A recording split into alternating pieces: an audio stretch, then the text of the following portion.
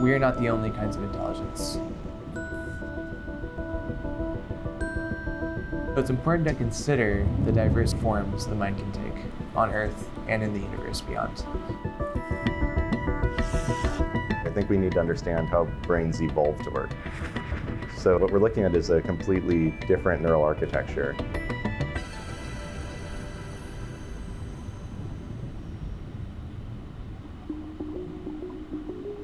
I first gained interest in the mind of the octopus when I was in a lab full of marine invertebrates. There was one of those animals that seemed to be studying me as much as I was studying it. I am Dominic Subatilli. I am a graduate student in behavioral neuroscience and astrobiology at the University of Washington. The octopus fits into our research program because they stand out as an extreme example of intelligence that has evolved along a completely different trajectory than that of the vertebrates. Yet, the octopus is solving many of the same problems that you or I would solve. My name is David Geyer. I'm an assistant professor in the Department of Psychology at the University of Washington, and my lab studies comparative systems neuroscience. That means we study how different kinds of brains process information.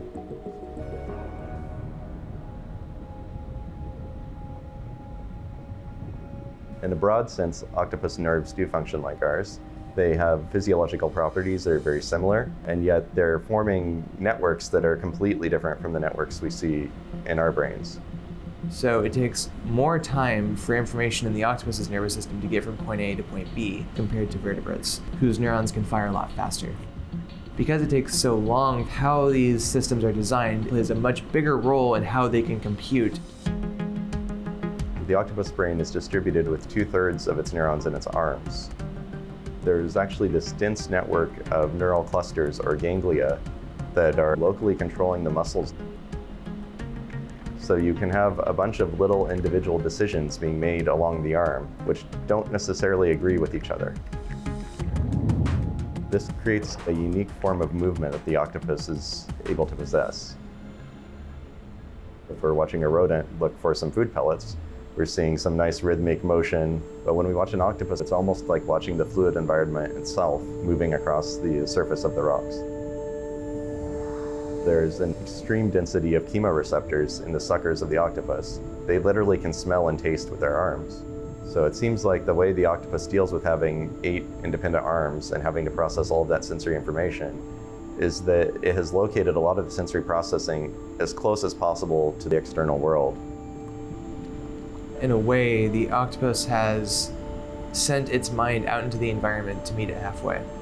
Key to understanding their intelligence is to understand how this distributed network is sharing information with itself.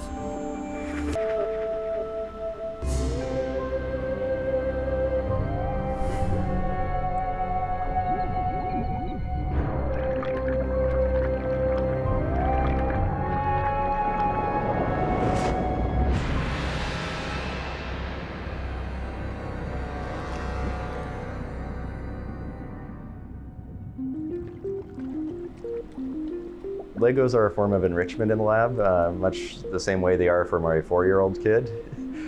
We try to give them a variety of these kinds of textures so that this extensive peripheral nervous system they have is always kept occupied and active. No matter how hard one can work in that lab, we'll all still spend a few minutes playing with them. This is really important to them because they're very exploratory, they're very curious animals, and at the same time as enriching them, we can also study how their arm is processing information and how their suckers are processing information. In designing puzzles that these animals will solve, we're looking to challenge different parts of the nervous system and to see how information is going to be integrated across the arms. Where we began with 2-dimensional tracking, now our methods are more sophisticated. We now use 3-dimensional tracking cameras, which are stereo cameras.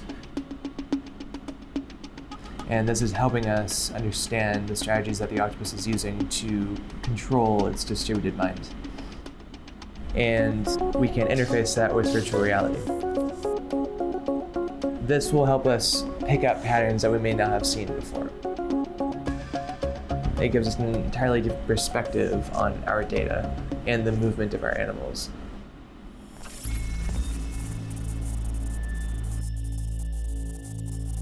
So we can infer what might be going on in their brains by using puzzles and motion tracking.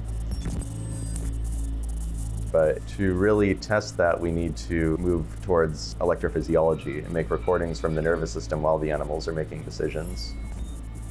You can imagine trying to fit electronic hardware onto an animal like that is probably nearly impossible. Yet, we're at a really exciting point now in the lab. We're using techniques that have been pioneered by Josh Smith's lab in computer science and engineering to use a wireless, battery-free system to implant tiny electronics into large octopuses. So once we do a small incision and implant the device, the animal will never have to think about it again. And we as researchers can stream the data and power the device without ever disturbing the animal. In some ways, this is a watershed moment in general for science. If we understand how a neural structure like the octopus nervous system can solve difficult problems, we might be able to design better ways to solve similar problems artificially. We reach out to them across the evolutionary divide out of curiosity to understand this unknown as they are. So it's like we're meeting each other halfway through our mutual interest in novelty and the unknown.